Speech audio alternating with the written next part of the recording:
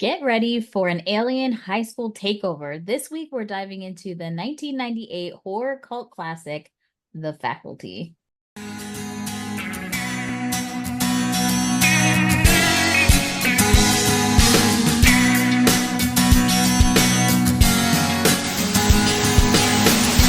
Welcome to the No More Late Fees podcast. I'm Danielle. And I'm Jackie, and we're just two best friends and ex-Blockbuster employees rewatching some of the best and worst movies from the late 90s and early 2000s.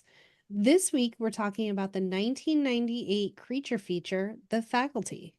But before we dive in, let's get into some housekeeping. If you love the podcast and you want to support us, here are a few ways that you can. Leave us a review on Apple Podcasts, Spotify, Podchaser, or wherever you listen. It helps more people discover the show, and it makes us smile. So if you want exclusive content, stickers, lives, GIFs, and access to our burned bots Spotify playlists, head over to patreon.com/nomorelateFees and become a bestie.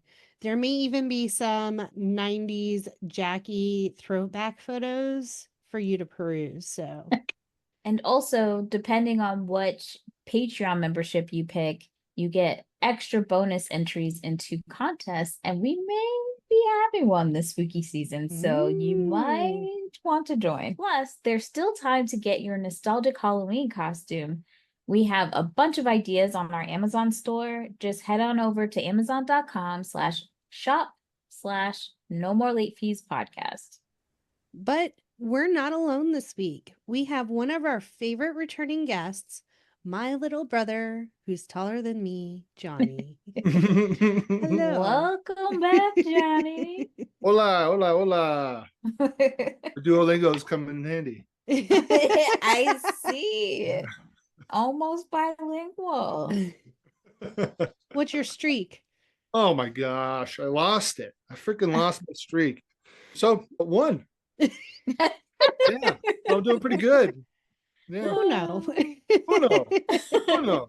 Well, don't let this episode be the only episode you check out that is Johnny being featured, because this is his third time being on the show. Go check out his past episodes, A Knight's Tale and Napoleon Dynamite. Plus, you can dive into our list of high school horror films with us on our bonus episode later this week. All right, Jackie, let's get into The Faculty. The Faculty.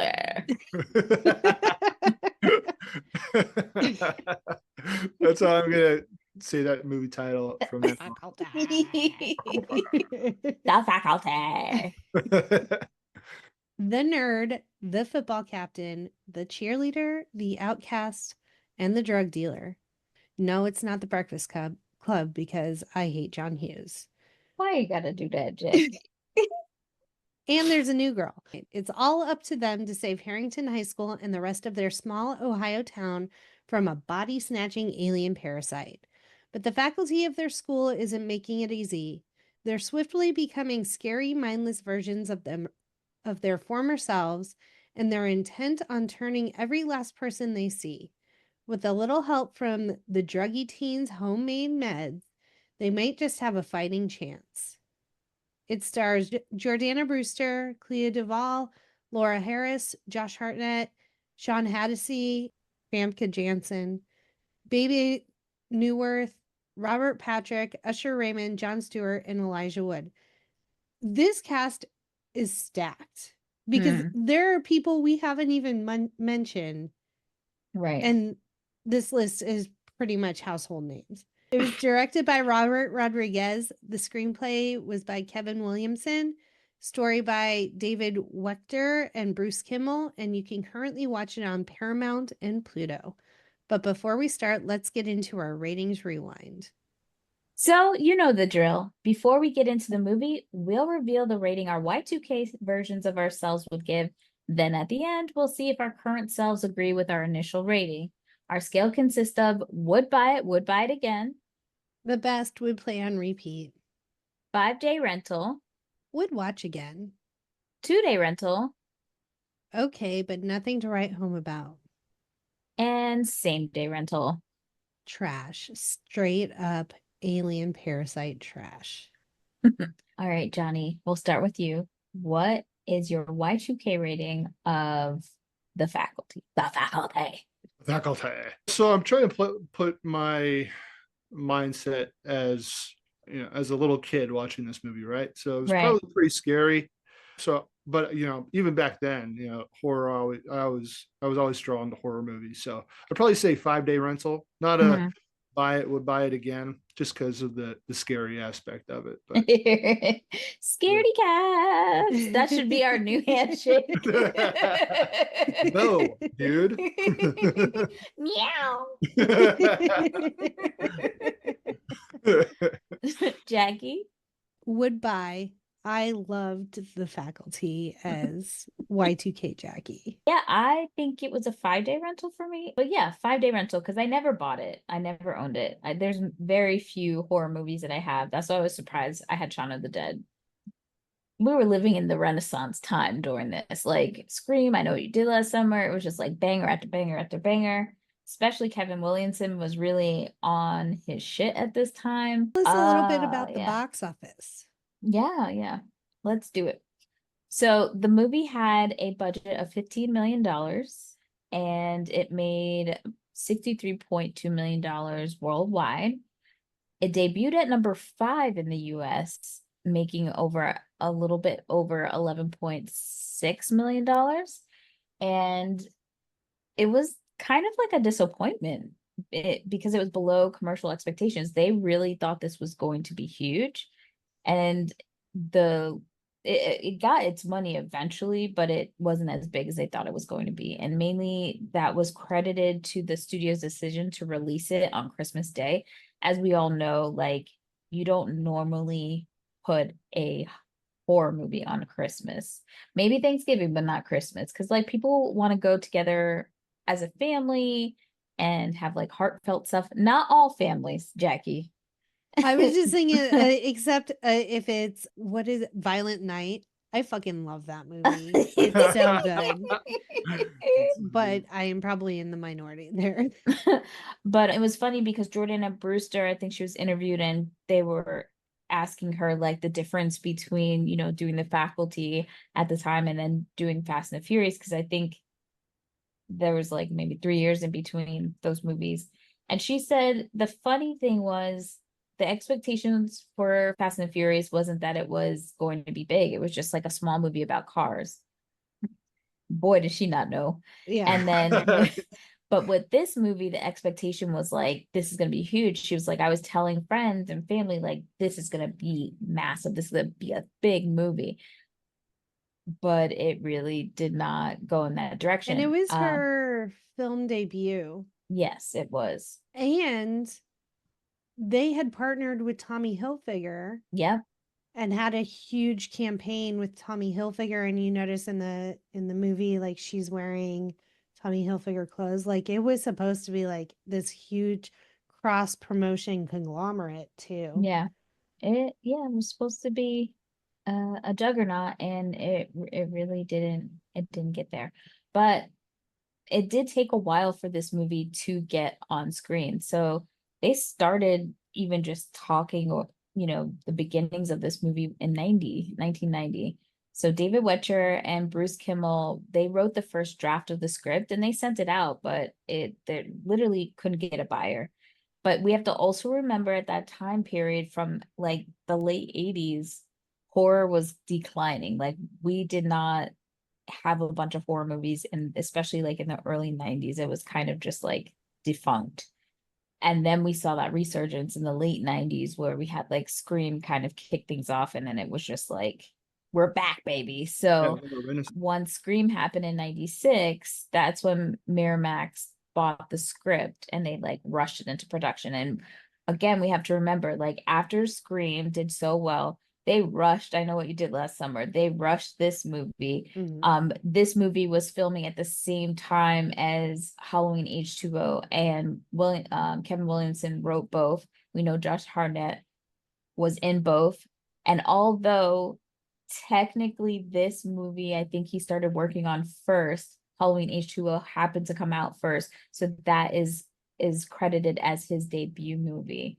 So yeah, he was doing both films at the same time. Which is crazy for an unknown young actor Yeah. to be starring in two movies simultaneously. Like it was almost like you would have thought the studios would have made him pick one or the other, you Right. know?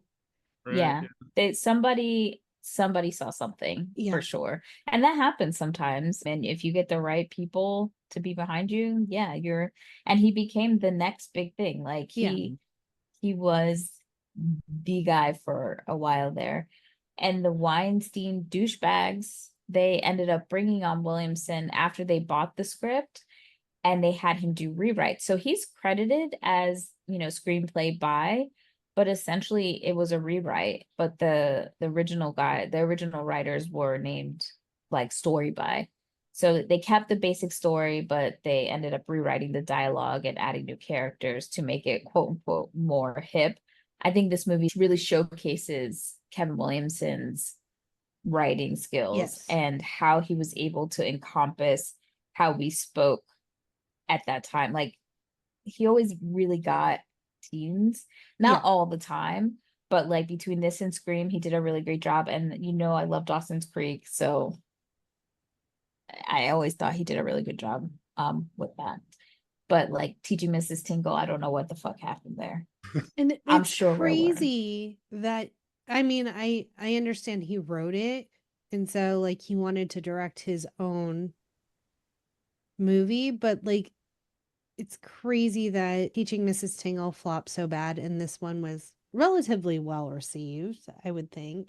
I think, eventually we'll do that movie. I think the problem with Teaching Mrs. Tingle is that the studio really got involved and they kept on trying to make it like lighter, not as horrific for some reason. I don't know off the top of my head, but that will be interesting to kind of find out what happened there, because it's not like he can't do this, right? Yeah.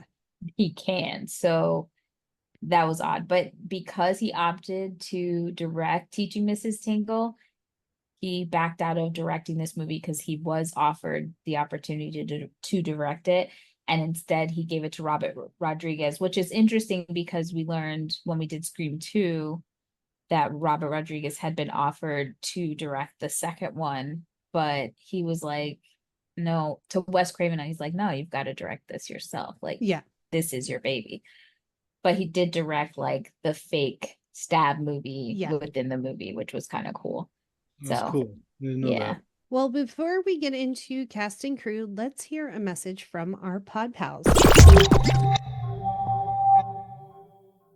Did you grow up with a lack of parental supervision? Do you know all the lyrics to The Fresh Prince of Bel-Air? Remember Mayor McCheese and the Fry Guys? Have an inexplicable love for the California Raisins? Can you remember Madonna's original face? Then you might be a part of the Doom generation. Laugh until you cry with us each week as we stumble blindly through the memories of the movies and other random things that doomed us to be the salty, sarcastic, sardonic ladies you want to hang with. You know us, you love us, you can't fucking live without us. Doom Generation, available everywhere you find podcasts. All right, cast and crew. So what we got, Jackie? So Delilah was originally written for Charisma Carpenter, which 100% could see. Like, yes. But she ended up declining the role because she felt it was too close to her character Cordelia on Buffy. I mean, I don't disagree, but she plays bitch so well. Yeah, I have mixed feelings because I kind of feel like, that was a miss.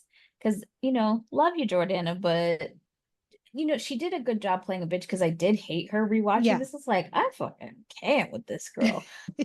But Cordelia, the great thing that Charisma Carpenter does as an actress is being a bitch, but vulnerable at the same time. Like, she would just take lines that would come off as like very one-dimensional and just add like a brevity to it and almost like backstory. Like, you could tell she made a backstory for herself to make this character real.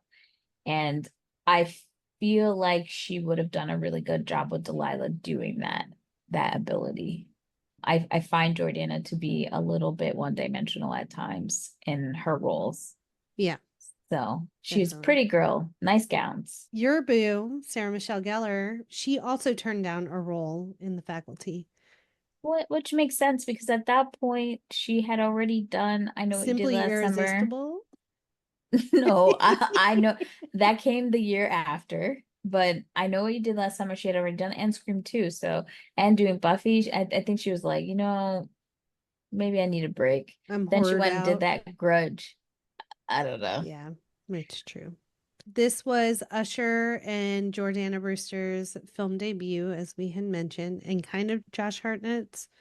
So Gillian Anderson, she turned down the role of Valerie Drake. We all know Gillian as Scully. Scully, yeah. I would have loved her to be in it, but I kind of feel like I get it. Like she probably wanted to stay away from more alien stuff. Yeah. Sci-fi. Yeah. Kind of the same Yeah. vibe And- as Which, X-Files. yeah. Not as dumb as David Duchovny, who was like, I don't want to do anymore, but then does Evolution, which Yeah. is about aliens. And I mean, Bebe Neuwirth did a fantastic job. Like, it wasn't like we were lacking because Jillian didn't take the role. Yeah, Bebe looks hot in this movie. I have to give her props. And I mean, I always love seeing people who she could do everything. Like obviously she's done television from Frasier to movies, but I always enjoy her the most from her Broadway career. And that body was bodying. Like I have to look up, I'm sure she was doing a musical at some point during this time because Mama was given for real. Yeah. That's interesting. I didn't know she did Broadway and she's a great performer. Cool. I'm sure I don't know how many Tonys she has, but I know she has to have some. So Bebe Neuwirth has received 2 Tony Awards.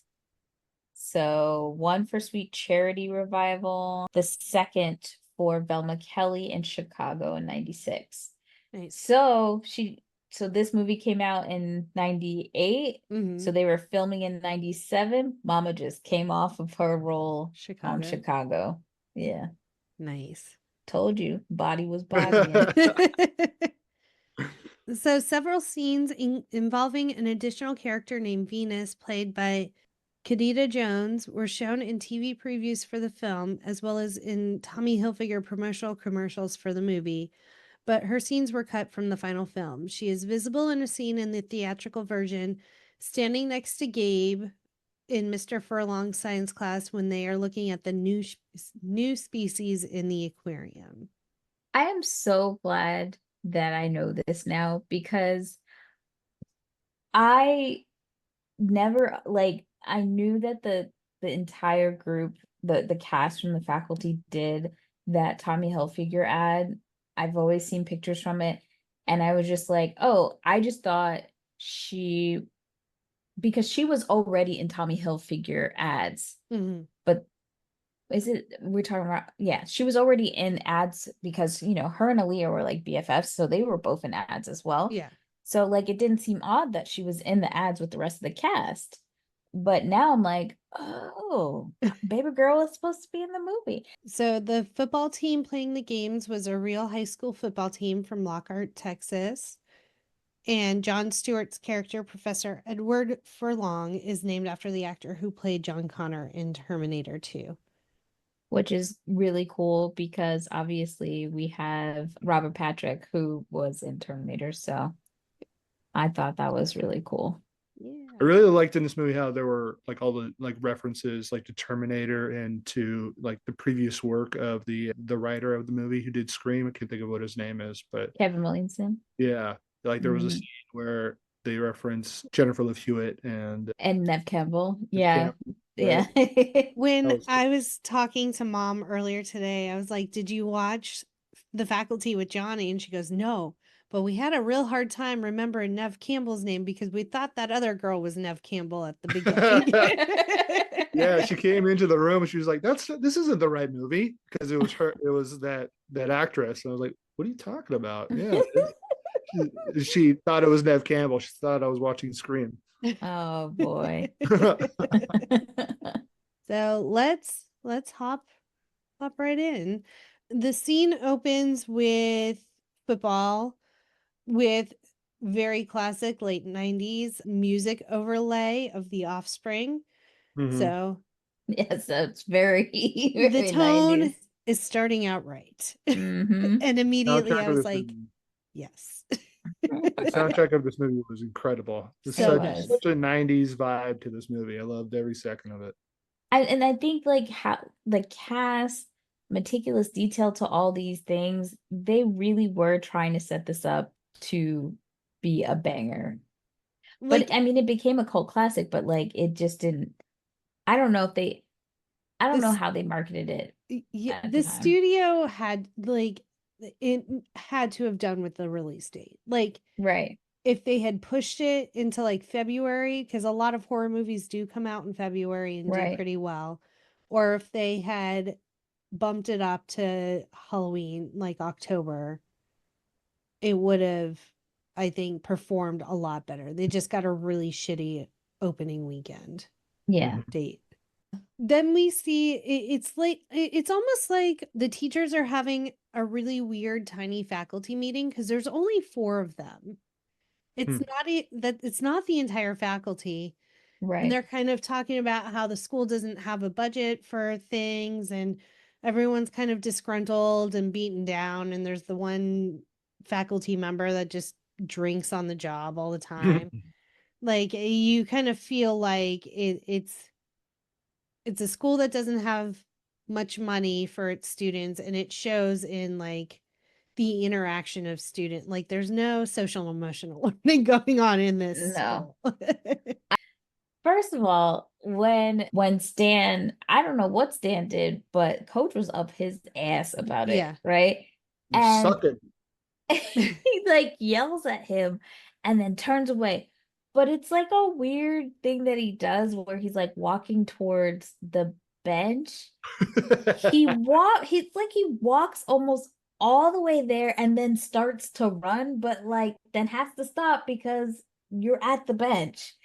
And then he like throws the like Gatorade stuff on the water and stuff on the floor, and I'm like, this is excessive That for cracked me up no too. I noticed reason. that same exact thing. Because we've seen him, this actor, run like let me just put in perspective. In Terminator 2, when they were filming, this man was so fast that he caught Edward Furlong on the motorcycle scene or whatever. Like he caught him. That's how fast he was running. And they are like, oh, you've got to go slower. And because you're not supposed to catch him, clearly. So we know he could run. So it was just very random and weird, but I laughed very hard. I also like that, like, you see him talking to someone, but you don't know who it is. So, Yes. you know, that was like a fun thing about the movie that, and when you think about like body snatchers, that idea of you seen on like the Twilight Zone episodes or whatever, different kind of the same kind of genre, you're kind of like wondering who could it be. And it's also like speaking to society, because when things like this happen, how quickly you can turn on people, your friends, your family, your neighbors. And that's like the horror of it, because it's psychological too. Because you can relate that, yes, I probably would be checking the hoe too. Like, it could be you, bitch. You've been acting weird. You know? So like being able to start the movie that way, where you see him talking to someone and you have no idea, but you know that this is where he gets infected, and you're like, who was he talking to? And you're trying to pay attention to the language and how he even approaches that person, to think like, is it a kid? Is it a student? You don't know. So I thought that was cool. Yeah. Yeah. And then, so after the faculty meeting, the principal's in our office getting ready to lock up. That's Bebe Neuwirth playing Mrs. Drake. And the coach walks in and he's being super creepy. And she, I mean, I was like, finally, someone that is smart and like fights back and like tries to get away and doesn't do the wrong thing. I mean, the only thing she did was she dropped her keys, which she had Right. used them to like scratch him in the face. So Right. I was like, oh, look at someone with a brain in a horror movie. Excellent job, Mrs. Drake. But weren't you super mad at the other teacher at the other side of the door? Like, bitch, help me. Yeah, like, don't you have your key you can hand me through like the gap? Right. Because the doors are locked, padlocked from the inside, which is like, how did she Why? have a key? You would assume that he like got those from the locker room or something. Right. I think she had the keys with her when she was in the office or She something. did. But and like, she how would dropped she them. have the keys to the padlocks anyway? Like, She's it's, the principal. but like, do they padlock the doors every night? I don't know what was happening because I'm like, clearly when she walked in, it wasn't locked.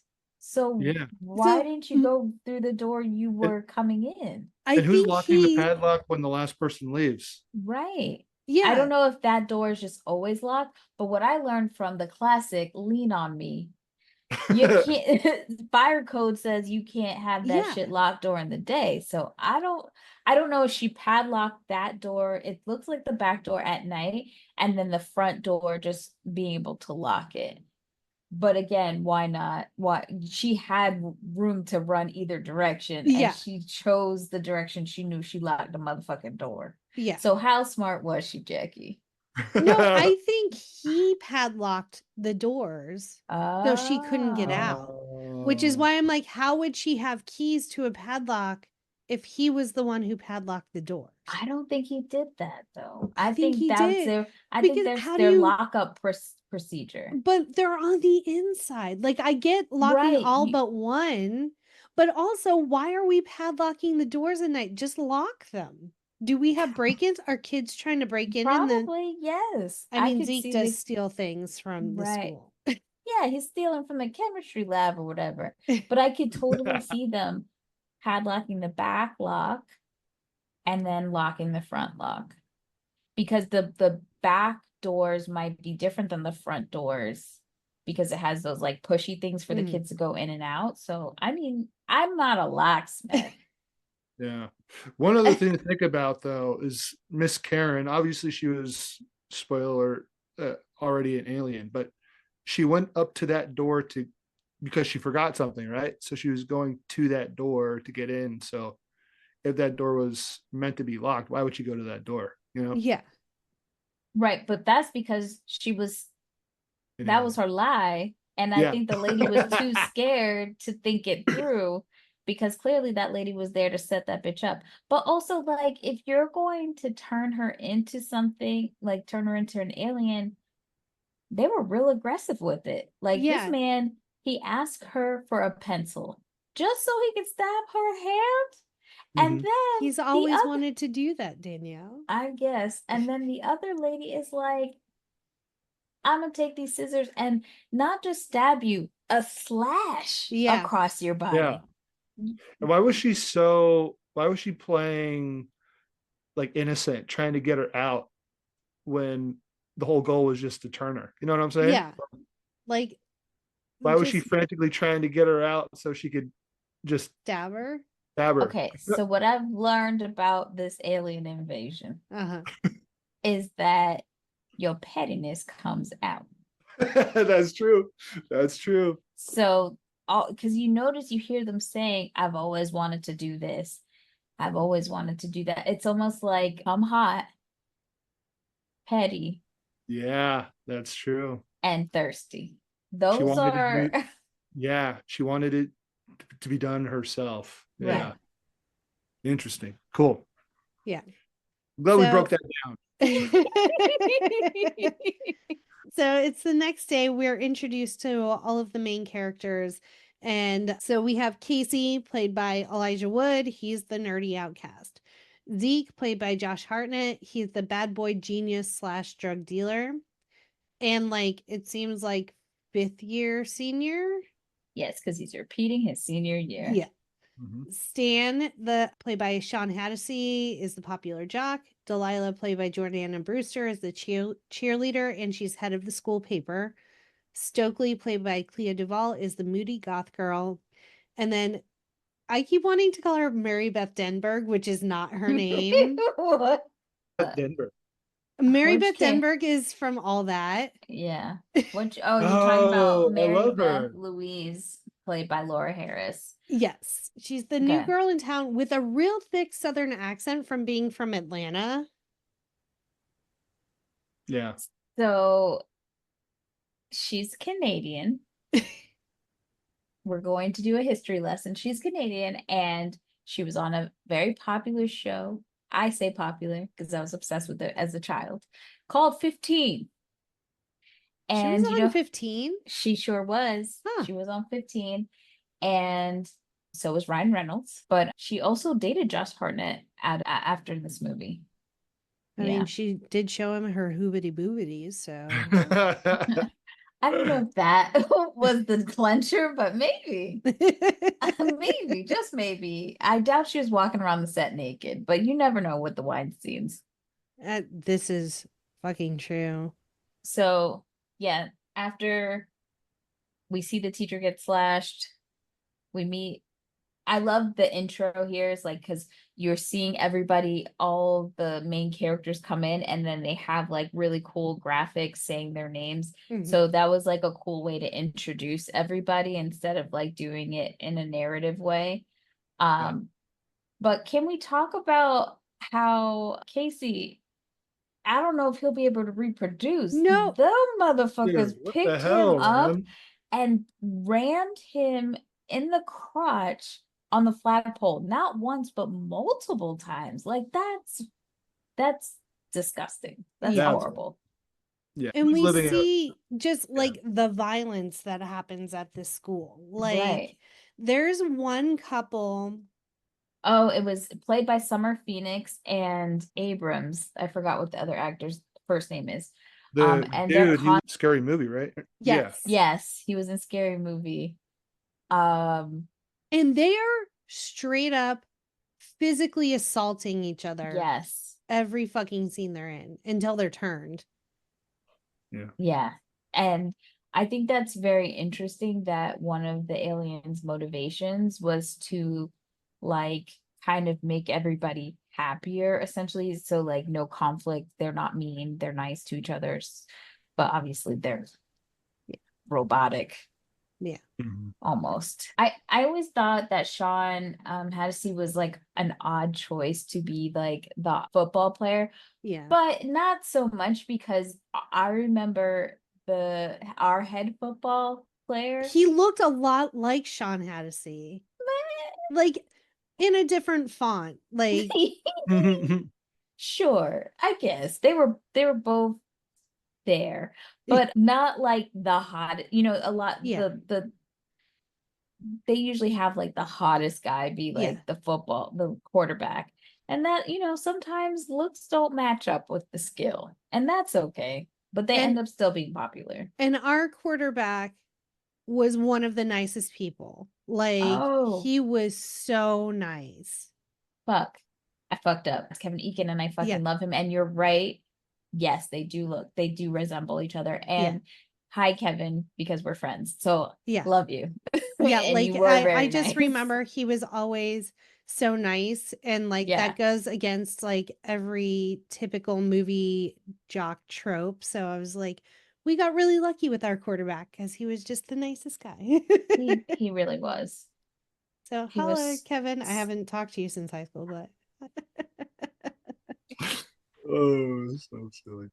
So we get a throwaway line during like all of this introduction stuff. We learn that Delilah and Stan are dating, but he goes to kiss her and she says Estee Lauder lips took 2 hours to apply. And I'm like, I thought she said 72 hours, and I was like, that doesn't sound right.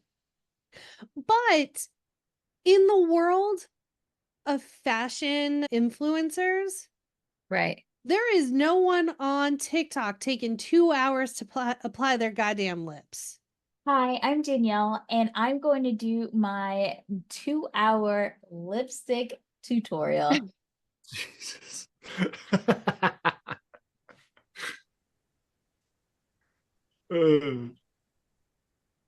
Okay, first layer on. There's no fucking way. No way. You line that shit, you fill it in. It's all fucking clear because that's what we did back then. Right. It's clear or nude, and you move on with life. She did not like her boyfriend. She and did that's not. all there is to it. Yeah, she was just in it for the popularity, I think. She really believed in the social hierarchy and structure of how this shit was supposed to be, which gave me very Taylor Vaughn, Yes. but Taylor Vaughn did it better. Oh, she did it Always. much better. So we But see. Go ahead. Sorry, Delilah is a mean girl that we miss a lot of the times when we make those lists. She is. She's so mean, and she's like, Yeah. Like, dude. she's literally essentially made up this storyline for Stokely that like she's a lesbian and all, like, just to be fucking mean.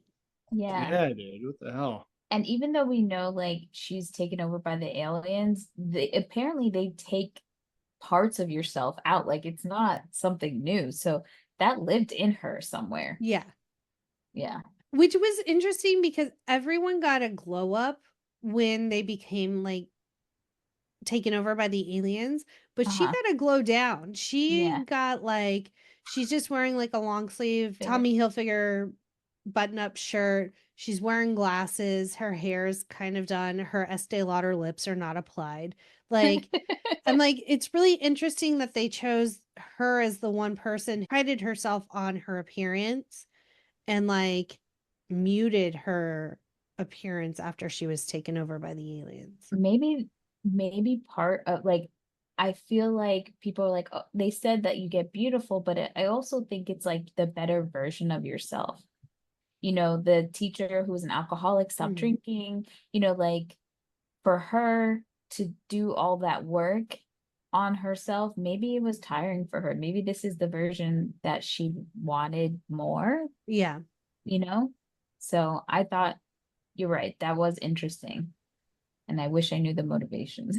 Yeah. behind it. We see Zeke comes driving up in his Pontiac GTO, and he's, like we mentioned earlier, he's just he's brilliant. He is very good at science, but he chooses to use his powers for evil and just creates this drug that he calls scat and just sells it to all of the stoners on campus.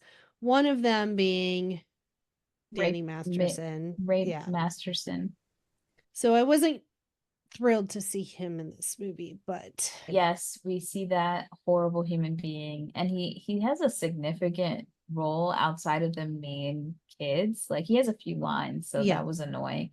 I do like that Zeke hides the scat. It's such a weird ass name in the pens. Yeah, it's pretty smart. It was really smart, but like clearly the teachers knew this shit was happening, and they didn't care. Well, one teacher did, but couldn't do anything about it. Yeah. So let's talk about Mrs. Berg because I don't understand. So she's played by Famke Janssen with the Courtney Cox microbang of Scream 2. It was a look. It was a choice, but she's very mousy, very soft spoken, kind of lets kids run all over her. But she was in the wrong profession. Sure. Especially at this school. Yeah. But there's this weird like sexual tension between her and Zeke that I did not appreciate. It was wild. It was very interesting. It was palpable. Yeah. For sure. I think the one thing that I wished we had more of, like I'm from the perspective when I was younger seeing this movie, it was perfect. But now that I'm older, I'm like, because of the cast and how great they are, I would have loved to see more of the teachers. Yes. Especially interacting with each other. Because like we were quite lucky to see Jon Stewart act in acting roles back in the day because he does not do that now. And he's so fantastic in comedic roles. I mean, obviously the Daily Show showcases his humor, but I mean, we get he was in Big Daddy, he's in this, and he's such a great actor. Mhm. Yeah, he's just fun. Like I Yeah. love having him in these roles. It was great seeing Selma Hayek as one of the teachers as well, because if it's a Robert Rodriguez movie, you're gonna get either Selma Hayek or you're gonna get Antonio Banderas. So I'm Mhm. fine with her. But I did, that my skin was crawling when we were introduced to her because bitch was sick and was sneezing and coughing and gross everywhere while she trying to bandage up a child. But she says the most real line in the entire movie. Yes, she does. Which is, I'm saving my sick days for when I feel better. And as a former teacher, the way like teachers literally do this, they will come in, one, because it's easier to show up sick than write sub plans.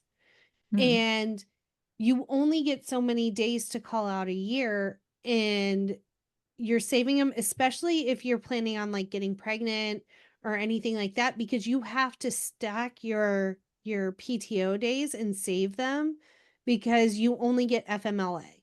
And so after your weeks of FMLA is done, you have to go back to work unless you have accrued extra PTO.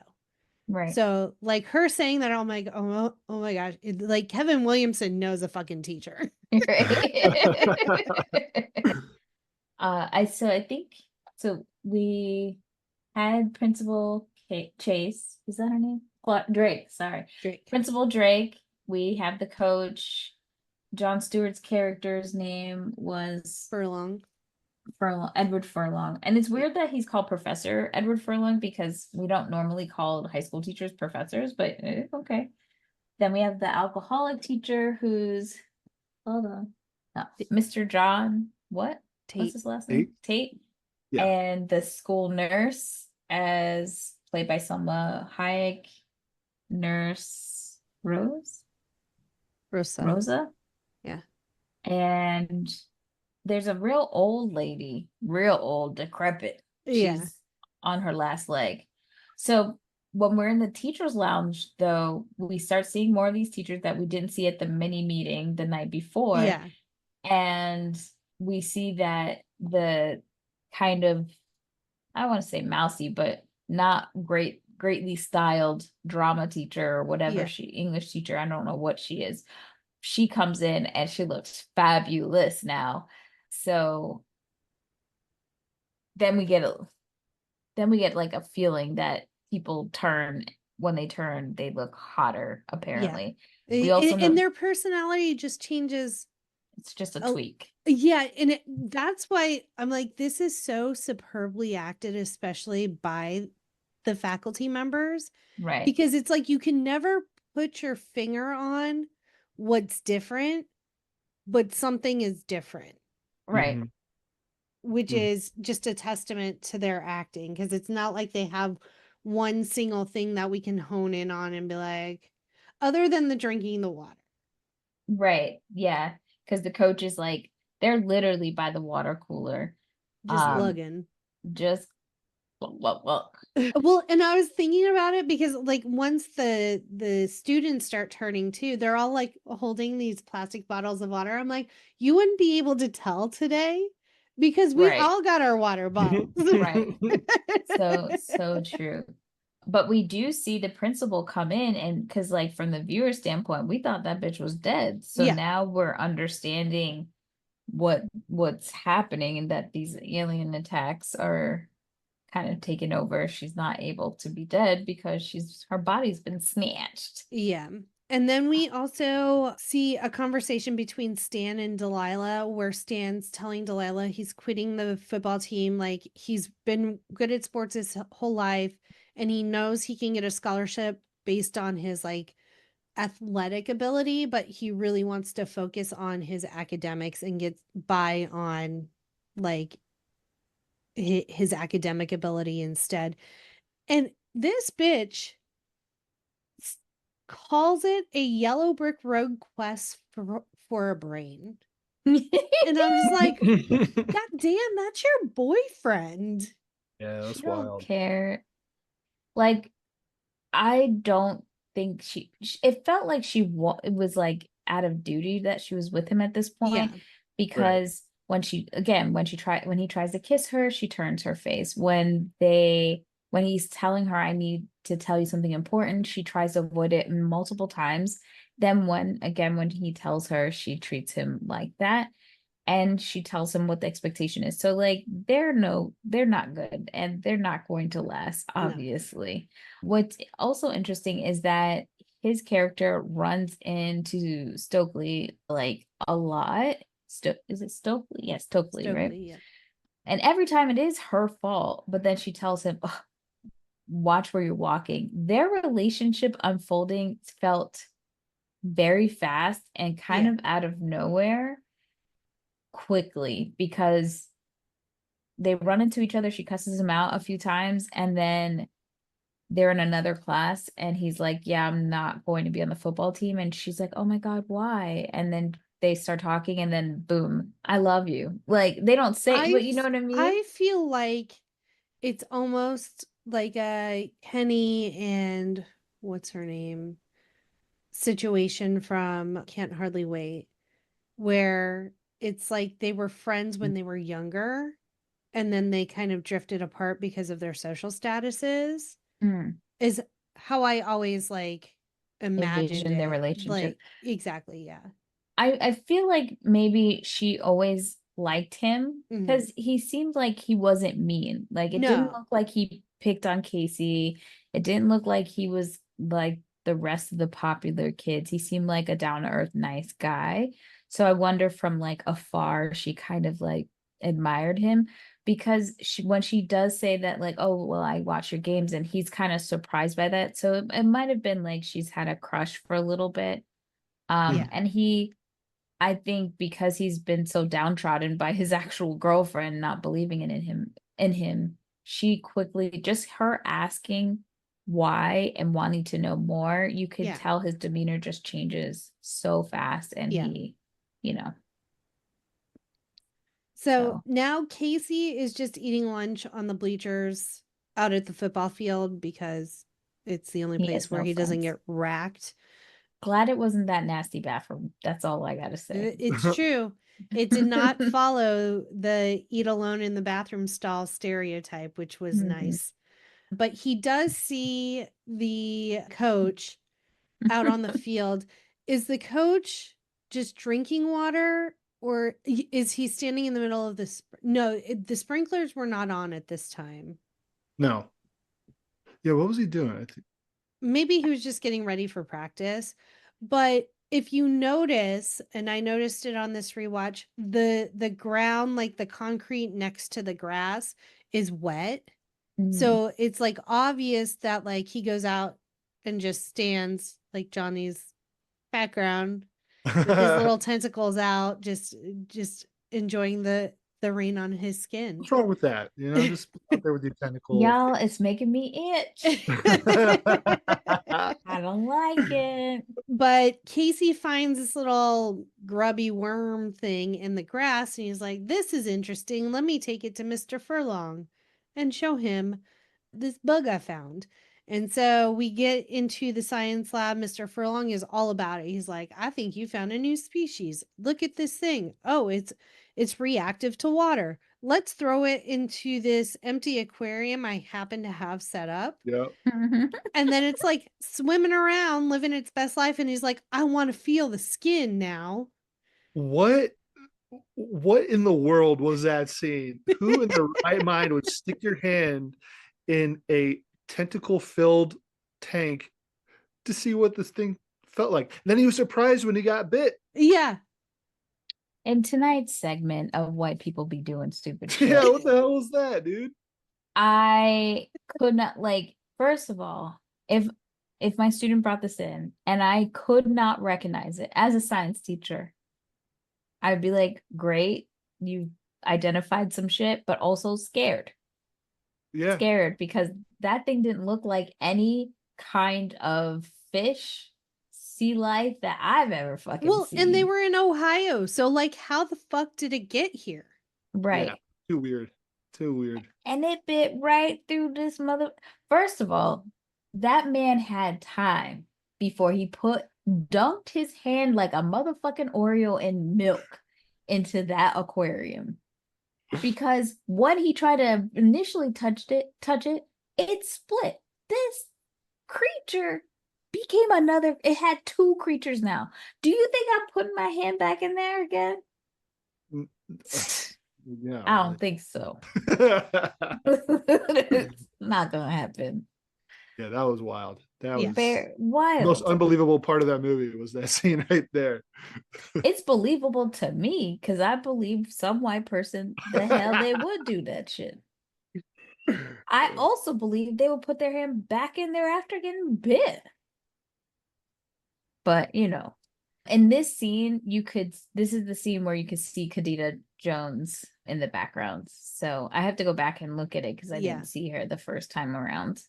But yeah, Casey's he's on the case, literally. And he goes and he finds Delilah to tell her, like, hey, we discovered this thing. I think this is where he like tries to tell her that they discovered this species of something and it bit the teacher, no? No, she's in the classroom with you, isn't she? Or is that later? This is later. Oh. Yeah. Because he's trying to tell her something. Like something is off. Like the teachers Right. are acting weird.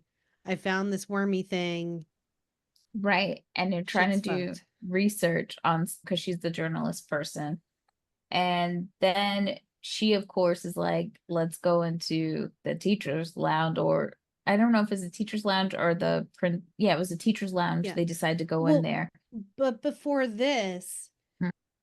Stan is in the locker room taking a shower. Right. Oh. And then the old lady teacher, Mrs. Brummel, is just like zombie walking to him, like grabs onto him. Her scalp comes off in his hands. And he doesn't seem very affected in the subsequent scenes. I feel like he doesn't even tell anyone about it. He was just like, that's weird. I just feel like I'm not a man, but that scene alone would make me flaccid with that lady Yeah. fucking around and finding me in the damn shower. Old decrepit lady. Because my first thought would have been like, you trying to look at my pecker? Like, I felt like that was sexual harassment. And then she's like peeling her clothes off, and that's like, right. And I don't she's get like, down like that. Breathe. That's my personal problem. You're in my personal space. I'm trying to take a shower. Gross. And then her skin and her hair and her scalp were falling all over my body. Nah, man. Gross. Yeah, he did not respond appropriately. No. And then on top of that, Casey just walks in there. I don't know why. What was Casey going in there for? Casey just does Casey things. Because the locker room, essentially, I can't imagine that the showers are at the front of the locker room. So Casey had to walk through the locker room to get to the shower part, to walk in on this rendezvous of teacher and student. Yeah. And then he's like, go get help. Because Casey's like, what the fuck going on here? Yeah. I think this is when he goes and gets Delilah and he's like, shit is fucked. Right. And then they try to investigate. Yeah, so they hide in the closet in the faculty lounge and like everyone's glug-glugging at the water. And they're talking about like there's like little glimpses of like, oh, Miss Brummel didn't take. She was too old. And then you see the nurse, Selma Hayek, come in and they like literally hold her down and turn her. And so Delilah and Casey are witnessing this, but then they also are like freaking the fuck out. And so they're making noise. And so then they find them and then there's Miss Brummel's dead body falling on them in the closet. It was a lot. A lot of stuff is happening. Yeah. Right. And then they like bum rush out of there. They stick the coach with like, I don't know what it was. It's a broomstick handle or something. And they, of course, go do the logical thing and go find Popo to try, and Casey brings his parents because I have mixed feelings because I know I always root for a villain or a mean person, but for me, this scene makes sense. They're running out, right? They've just seen some fucked up, freaky shit that can't be explained. They're running out, and Casey's bitch ass falls. And instead of just like getting the fuck back up, he's calling for Delilah, who's already booked it to the door to come back and get him. Man up. I'm just saying. I thought that was weird. I thought that was very like just a weird element to that scene. How he falls and then he just calls for her, and she doesn't run back. Delilah, bitch, get up on the floor. She's gone. She doesn't even hear him. She's like, out of there. She turns back and says, "Sorry, bruh." Keeps going. She's gotten those running lessons from Robert Patrick. She's just out. She's out, and as she should, like, sir, get up. Get up. I was so annoyed by that. And then he turned, and from that scene alone, we find out, later in the movie, spoiler alert if you've never seen The Faculty, he ends up with Delilah, and I'm just like, why? Could never.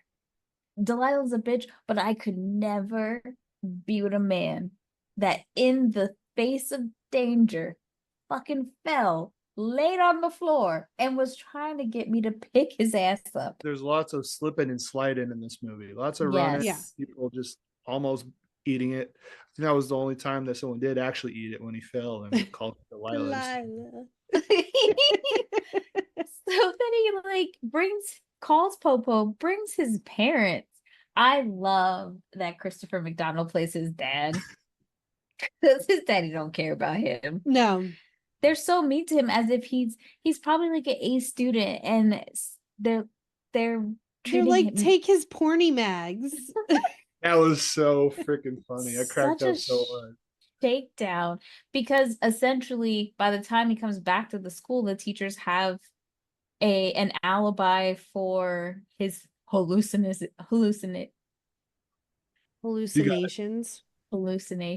I wanted to say hallucinations. What is that? I don't know. But his hallucinations, and they got some CPR dummy saying that's who it was, and call the teacher, she's fine. They really poked holes in his his statement. And then he was like, well, call Delilah, and they're like, we can't reach her. Yeah, they got Delilah's ass at some point. Yeah. They got him. I mean, like you said, he seems like pretty straight edge, right? Like if it was like Zeke who made this call or whatever, and his parents came and was like, Zeke, you're a fuck up, and this is just another notch on the thing. But it was weird to me how hard they went on him on this. Right. They're like, no music. They take his boombox. They take his porno mags. Like, poor Casey. But then like Casey immediately sneaks out the window, and his dad walks out the front door. He's like, what are you doing? I had a thought about this scene, because so he sneaks out, right, and he falls off the roof, lands into the bushes. But before that, he sees the silhouette of the three faculty members, on the sidewalk, like just like staring at him. You can't see they're just silhouetted, so it's just the shadows. So he's laying in the bushes, and one of the faculty members, I think it was one of the female one, Miss Karen, she's like reaching for him, and she's almost at his face, and then that's when it cuts to his dad being there, and then Casey looks up at his dad, and then he looks up to where the hand was, and then they're not there anymore. It's like, did you just imagine that? Because I think there was a couple of times, I think he's so traumatized that like his mind's fucking with him, but like that's not really well explained. Right. Physically, there was no way for her to them to disappear in that moment, for his dad not to see them in the act of doing that. So we also don't know when the dad might have gotten infected. Yeah. Like Casey tries really hard not to have his dad and mom talk to the teachers separately, because he's trying to protect them. And the police, because he watches in real time one of the police officers, one of the police officers is played by Dwayne Martin, who also was the cameraman in Scream 2. So I thought that was an interesting That's fun tie-in. But yeah, poor Casey out here looking a fool. And when he gets to school, his dad drops him off, and then you see the coach talking to his dad. So again, we don't know if his dad is on Team Alien prior to this or after this. And so Casey quickly beelines it to go find, I think he tries to find Delilah, and then he's also they both go and try to find, he goes and finds Stokely. So I guess there's an established relationship between him and her. Mm-hmm. And then Delilah goes and tries to find Stan. Is that his name? Yeah. And so they're trying to regroup to kind of talk about, hey, this shit is happening. At the same time, simultaneously, Zeke is suddenly becoming cool with Mary Beth and like having some sort of flirtatious situation happening. And I was like, how did this happen? And she doesn't seem like his type. I was saying that to the screen. I said, Zeke, you don't want that. Yeah. You don't. It's too easy for you. Like, you need a challenge. Or, I mean, some people may not have been a challenge. Like, they would have welcomed him with open arms, but less boring, you know? Yeah. Mm-hmm. Just some people. We also see, like, I can't remember what excuse they give, but essentially it's like they're calling all the students to the nurse's office to do an ear test or something, or check. Yeah. Sus. I've never, in high school, I didn't even know if we had a nurse. So for them to randomly be talking about, come get an ear check, I said, my mama's a nurse. I don't need y'all up in my ear. Yeah. I did this thing in elementary school. I'm good. Right. I mean, I know the white kids had to do that lice stuff. I was like, that's not a thing I'm going through, but good luck to you. Sorry. And then we also see the formerly drunk teacher. I think he teaches history, and he's like, I'm gonna need everyone's family history of every living family member. If you could just write that down, that would be great. Sir, no. I kind of just feel like he could have been more conspicuous about it, or inconspicuous about it, by just saying we're doing family trees. Yeah. That was a bit ridiculous, because I would have questioned that. I'm like, no, I'm not putting my whole family who's alive here. That sounds coded for FBI. Yeah. And also, he was really, really mean once he stopped drinking and the alien took him over. Yeah. He was kind of grumpy prior, but he was a real dick when he got taken over. So that was interesting. When they all they go to the library to kind of talk about like what's happening, and Stokely kind of says, invasion of the body snatchers. And I really do like this conversation that's happening, because Kevin Williamson uses this time to kind of shout out really big directors and kind of insinuate the conspiracy theory, like, what if aliens have always been around, or they have been putting this programming in front of us, or these movies in front of us to warn because us. this shit is really happening, to kind of like mentally prepare ourselves. Like, every story comes from a bit of truth. And I find that interesting because, I'm a conspiracy girly, always and forever. And in the year 2024, we've kind of gotten some facts behind some of these things to say, it's not so far out of belief and out of the realm of possibility that our government is trying to put things into our movies and TV for many different reasons. Like, we already know the CIA gives money to the production, to the studios. And Yep. this has been from almost at the inception of Hollywood. Yeah. So it's not like what he's talking about. I was like, keep telling them, Kevin. They ain't listen. This is when she says that like the invasion of the body snatchers. Yeah.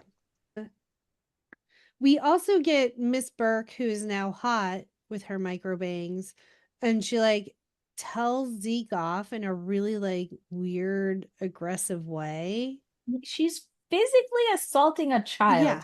I know Josh Hartnett is hot in this movie and he's older than he's supposed to be playing, but essentially, teacher, ma'am, first of all, dress code violation because you're wearing a spaghetti straps tank top. Yeah. Secondly, you are literally assaulting and pushing this child in front of the rest of the children at the school. Yeah. Like, this is not okay. Hey, And it teacher, also- leave them kids alone. Right. She looked like she wanted to make out with him too. Yeah. It was She wanted weird. some BDSM shit. Like, that's what Right. it felt like. I do love after she starts roughing him up and she leaves. He was like, she got some bad stuff.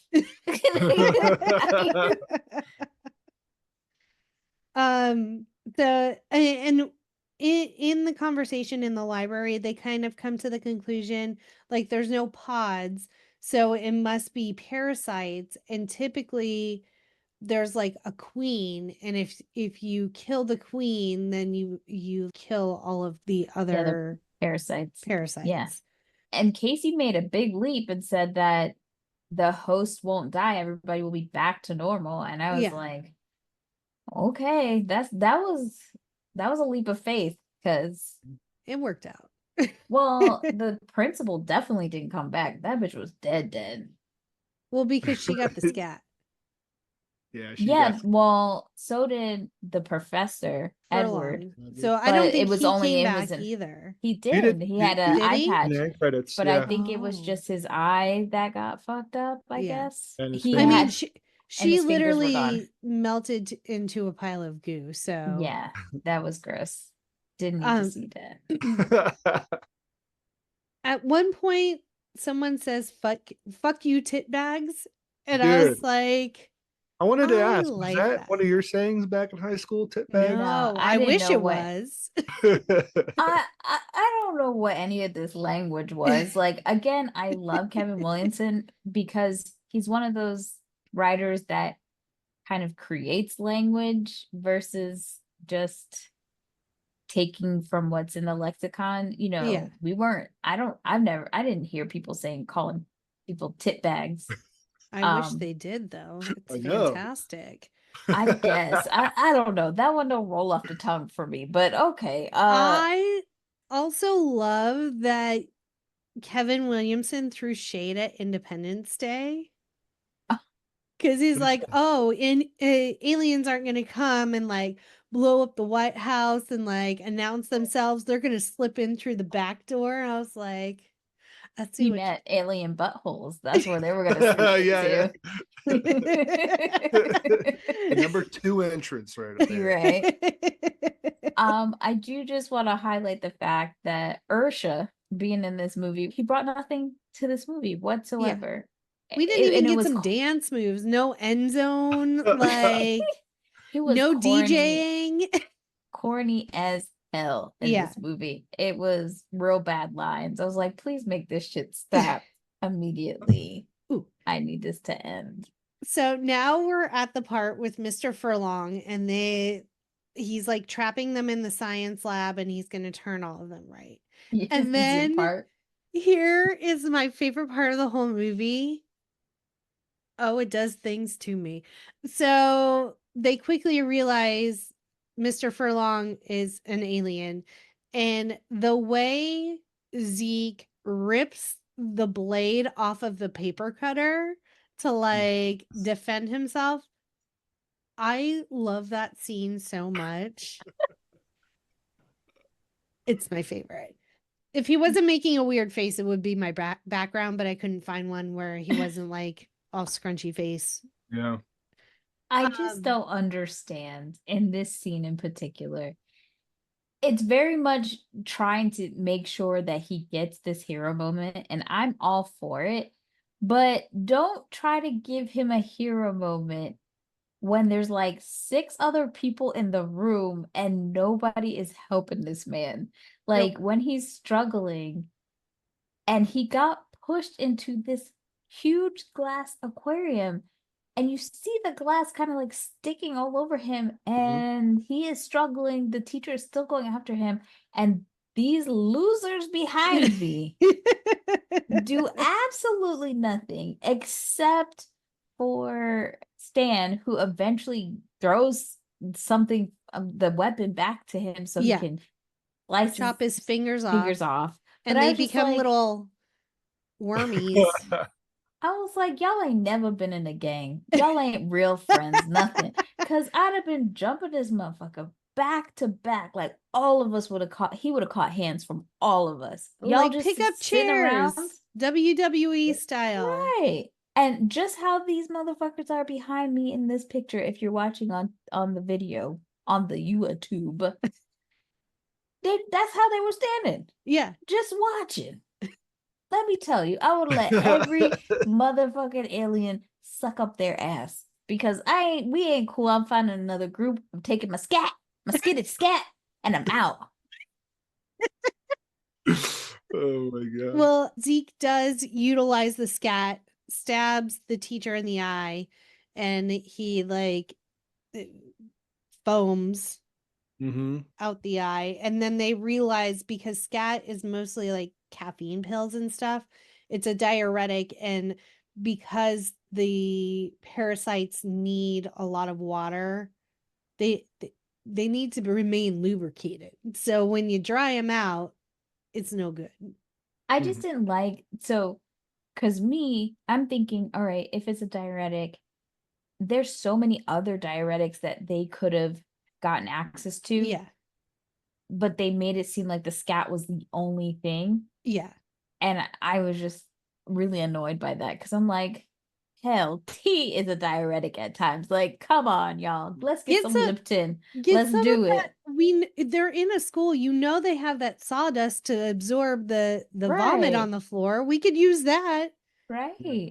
Especially Zeke. He's so smart, right? Yeah. Right. Like, oh man, this powder is cool, but we could, get a gallon of whatever. Yeah. I was surprised the chlorine in the pool wasn't an issue for I the thought alien. about that too. Yeah.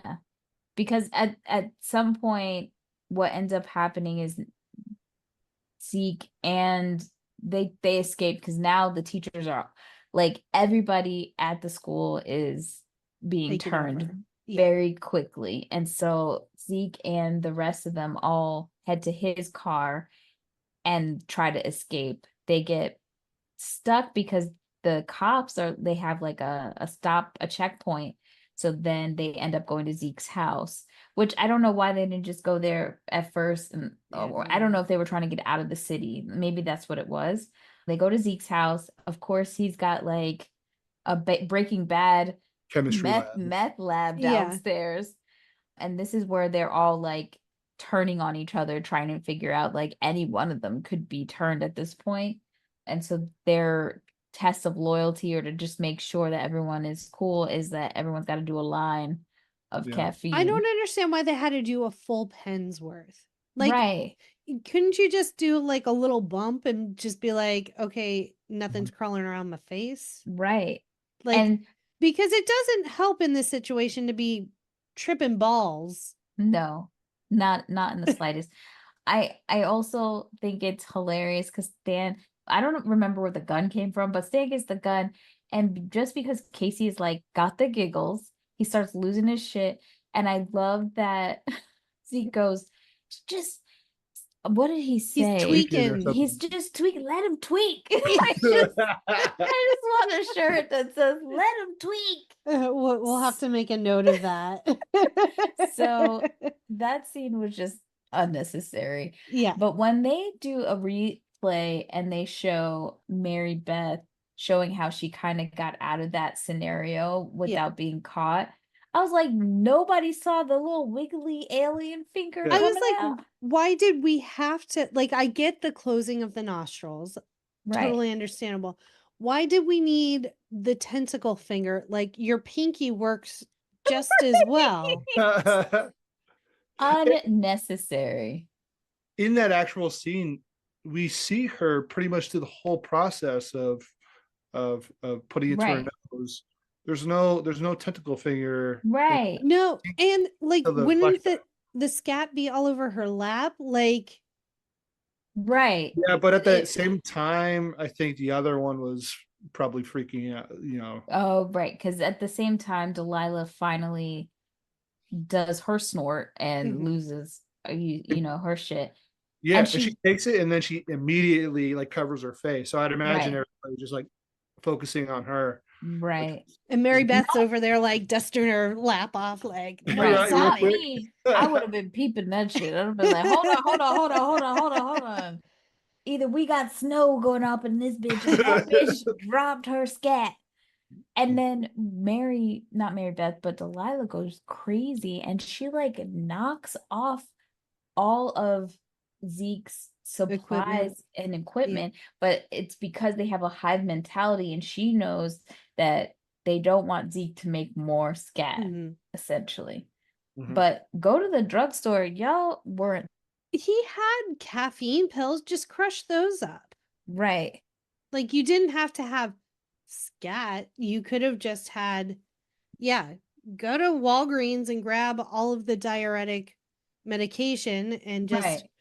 everyone be sitting there with their mortar and pestle, just grinding shit up, ready to go. Yeah. Oh man. But then they decide to go back to the school. Mhm. Well, I Which think the idea was like they knew they had to kill the queen, and they knew that this very quickly would take over the earth if they didn't do something about it. right. They knew that it was going to take over the town because of the football game. Mhm. So they knew all the parents, everybody was going to be there. I honestly think it would have made more sense to make this movie be based in Texas because we know that they filmed most of it in Texas. It looked like Texas, and then it would have given that like obsessiveness about football Yeah. feel, like it would have made sense. Not to say that in Ohio they're not obsessed with it, but like The places Friday like Night Lights of it Florida, all. yeah, and Yeah. Texas, everyday football. So Yeah.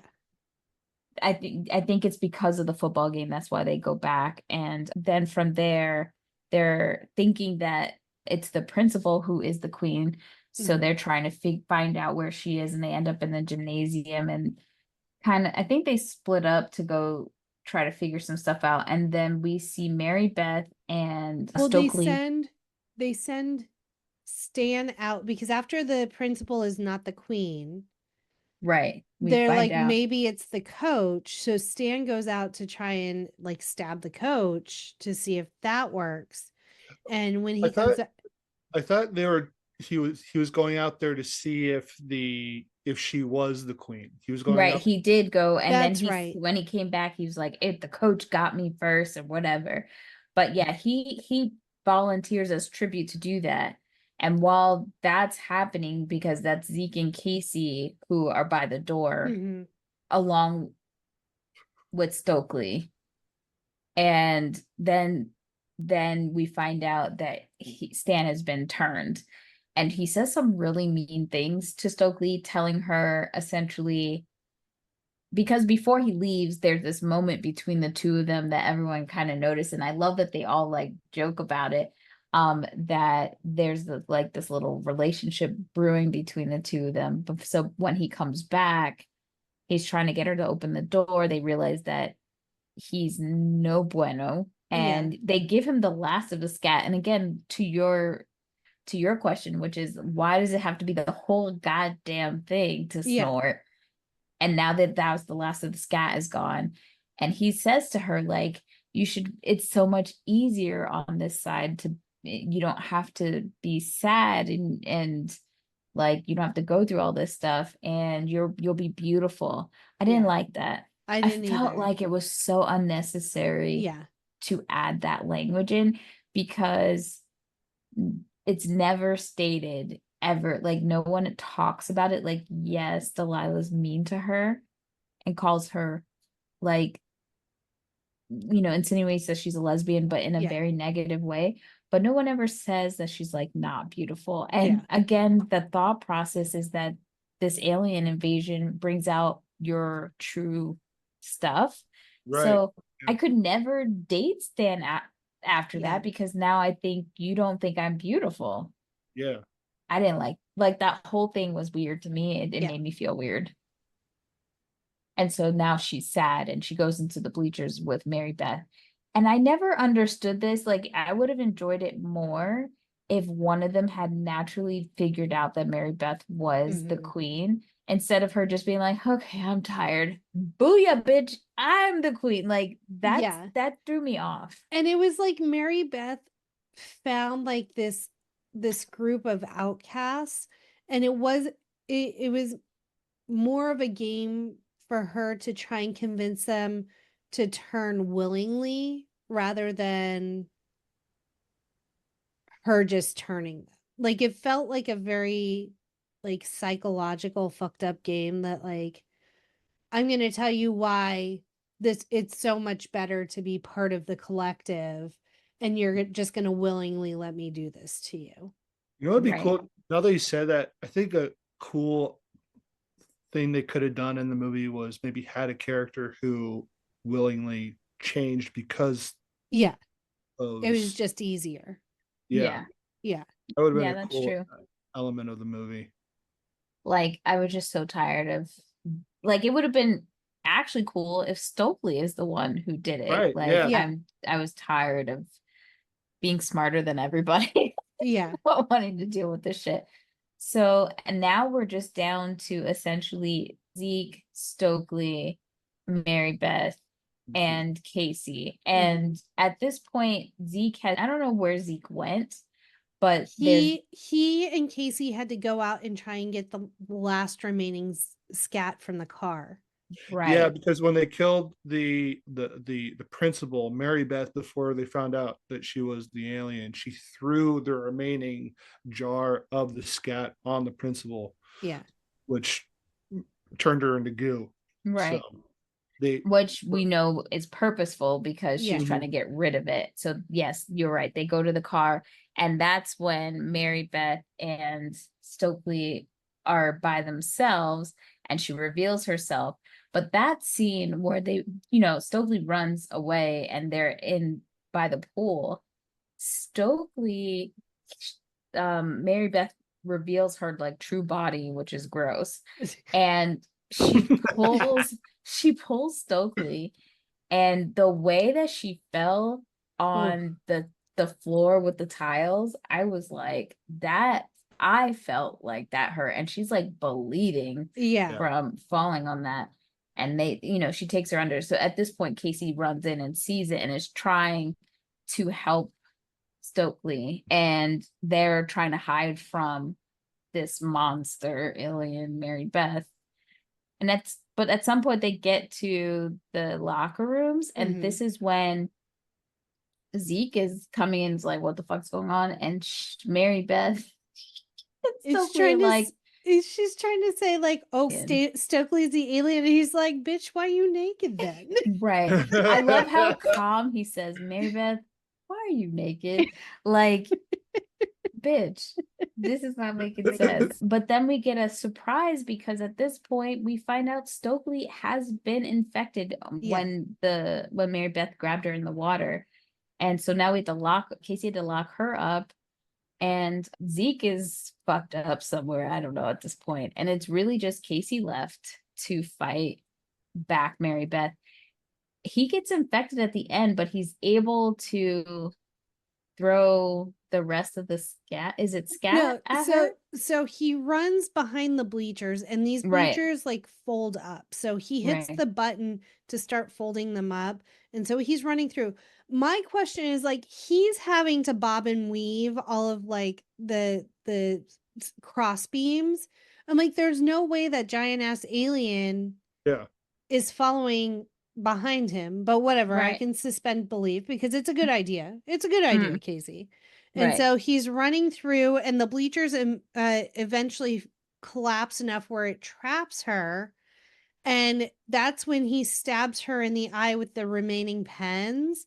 And as she's like dying, she like vomits those little wormies into his Ew. face. Yeah, So that gave me the he's heebie-jeebies. That was creepy. so they're like burrowing into his face, but as she's dying, and so then we see when she dies, they shrivel up and like fall out of his face. So their assumption of having a queen and everyone being reverting back to normal is correct.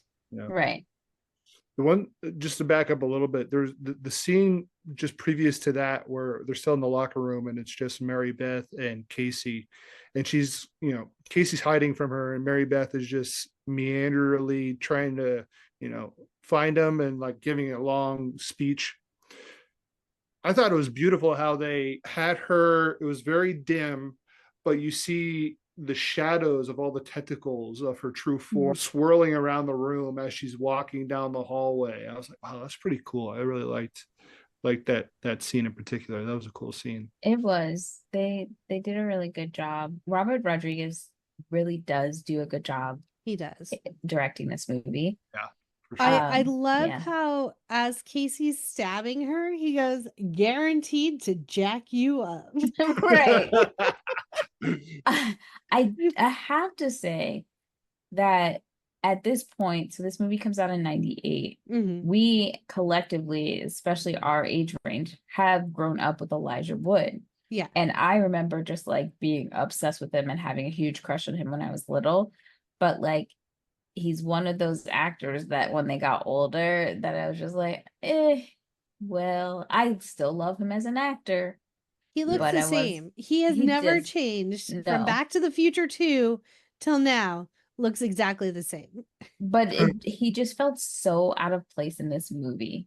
Like he felt too highbrow to be a random ass teenager in The Faculty. He did a Yeah. great job, but it was super weird to me. I don't know. That's just me personally. I again loved him, but it kept taking me out of the movie because I'm like, why are you here? We see kind of like the epilogue of the movie is 1 month later. All of a sudden, Zeke's on the football team. I didn't. That is the most mind-boggling thing in this whole movie. Yeah. Why? Why? Why? Yeah, that was You're so strange. a brilliant 5th year senior only because you don't apply yourself. And we're just going to join football. And it was the big football game at the catalyst of the end is the homecoming game. So like football season is well That's true. underway. Right. You're going to play like 3 games and then your football career is going to be over. I don't understand. It wasn't like he was overly aggressive and had to get his aggression out. No. Why are you here, Zeke? It's the one perplexing question from this movie. Every movie we've watched so far in spooky season, I had a lot of questions. Yeah. This one I was like, okay, makes sense. I get it. But that one thing, I was like, if we ever sit down with Kevin Williamson, that's the one question we're going to ask. So Zeke playing football. What's that about? Can you tell us your thought process on that? Yeah. Why? The people want to know. Mhm. We do. I mean, I don't know if it was just an excuse to get him in a football uniform, question mark. Chewing on a bite guard? Maybe it was just to get another scene with Usher. Usher, baby. I don't know. I don't know. But we do Stokely and Stan Mhm. kissing. So we're like, oh, they're together. But here's my other question. It's like the movie was great. And then Kevin Williamson was like, I'm going to leave you with a bunch of questions. Casey and Delilah. No And clue. it felt so unnatural, them making out at the end. So I I feel bad for Casey because we see that he's on the cover of Time. Like, he's on the cover of all these magazines because he was the one that found the little slug and figured out the alien species and all of this. So I feel like Delilah has learned nothing. Right. And she's still dating the person that has status. Yeah. I feel You're like not wrong. I don't feel like she deserved to have a happy ending in this movie. No. Like, I would have been happy if she died as an alien. I mean, she was just a terrible person before, and like you said, she's probably still a terrible person. Yeah. She needed scat to the eye. She needed an eye scat for sure. Yeah. She needed to be knocked down a few pegs and not be the pretty perfect Right. one. I would have liked the scene with just all of them kind of back together, hanging out as a clique or whatever, and then joking about Casey's status or whatever. For sure. Or even like people go to bully Casey now and like the group steps in and like, right, you don't fuck with our Casey. Who the fuck would be fucking with Casey? He saved everyone's lives. Like, no. People still be petty. Petty. Bully's still gonna bully. Anyway, that is The Faculty. We did it, y'all. We did it. So the original name for the movie was The Feelers before they eventually settled on The Faculty. I mean, it's kind of an obtuse title, but I don't hate it. I think The Faculty is much better. The Feelers. What are they talking about? The tentacle? Nah, behind Johnny. So I did a video a while ago because we did do Halloween H2O before this movie. And one of the things that we did not talk about was Josh Hartnett's hair in this movie, because it's a look. You talked about Courtney Cox's hairstyle. Yeah. Baby, I don't know who was cutting this boy's hair and what was going on. Girl, it's a mess. So he, again, is filming both this movie and Halloween H2O simultaneously. And he loved a beanie. You couldn't tell Josh Hartnett not to wear his beanie. So he's wearing a beanie. And when he would take his beanie out, you would think, smooth it out. Not our boy. Not our boy. He left it as is. So he has this disheveled situation going on, and he just leaves it, right? So there's a scene in Halloween H2O that LL Cool J ad-libs because Josh Hartnett's hair was just something to behold. And he was like, comb your hair in the scene just randomly, because it's like this thing that they talk about. And everybody talked about it on the set because he wore his beanie. He wasn't trying to fix it. And so he did it on both shows. So I love it. I love that they all hated it. And he was like, I don't care. And he kept cutting his own hair, like you said, messing it up, trying to be more of an authentic teen. As long as it wasn't a bowl cut, I can't be mad at it. I just have questions. So you are a brand new actor. You are not Brad Pitt. You are not George Clooney, but you're coming in and like, this is what I'm going to do. I'm going to fuck up my hair and I'm going to refuse to fix it and hope that I don't get fired. Like, the balls on this boy. And they said that these antics like had him, it led to fights. Yeah. And with the producers and the director of Halloween H2O, who wanted him fired for sure. But they didn't know how big he was going to get. Can you imagine him getting fired because of a stupid haircut? Yeah. That was the sword he was going to die on. Especially how stupid his haircut is, It is stupid, but he wasn't wrong. There was still something sexy about it. But to Jackie's point, I do find him hotter for some reason in this movie than Halloween H2O. He's a good-looking dude. He is. He's aged well, like fine wine. And if Samantha is listening, this one's for you, girl, because we know you love Josh Hartnett. Turns out that The Faculty the faculty is to thank for Elijah Wood getting his role as Frodo, which is incredible. Just to imagine that without this silly little movie, we might have never had him as Frodo Baggins. But Harry K. Knowles, who plays a non-speaking faculty member in this movie, told him about the upcoming film and encouraged him to audition, which he did, and sent to Peter Jackson and got the role. It's pretty cool. History. Which is great because like the guy believed in it so much. Harry believed in it so much because at the time the rumor was that Peter Jackson was only going to be hiring British actors. And he was like, no, you still gotta audition. I love that. I love that so much. So cool. And that's just a testament to how amazing Elijah is as an actor. Yeah. Yeah. I could watch The Lord of the Rings like anytime. I don't know what the fuck's going on. I can't wait for us to do that movie because it's just gonna be like I don't know. We're gonna have to have Nick on with us.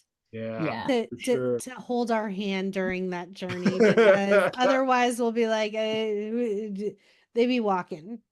It's gonna be the most unhinged episode because it's like the Bible. It's like the beginning of Genesis where they so-and-so begot so-and-so begot, like no one's remembering all those goddamn names. Nope. That's a lot. Not even God remembers all those names. So yeah, there are several connections and homages to John Carpenter's The Thing. Science teacher Mr. Furlong's severed fingers attacking the students and Miss Burke's severed head walking around on its own mimic scenes from the film.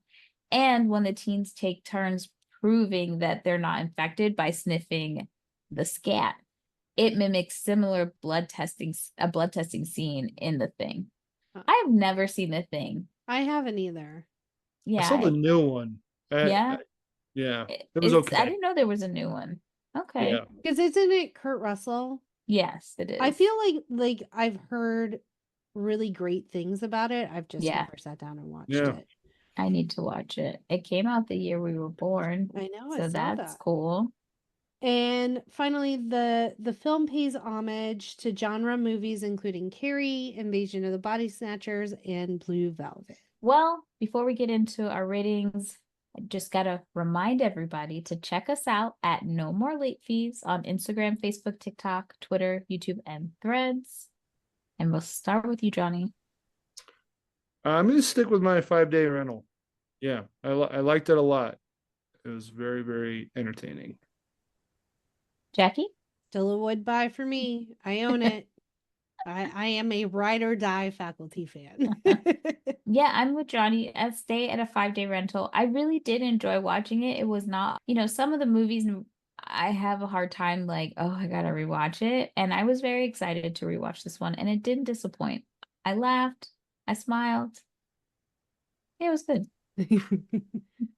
And if you have any comments, questions, corrections, any Blockbuster or video store stories, hit us up at our quick drop 909-601 NMLF. That's 909-601-6653.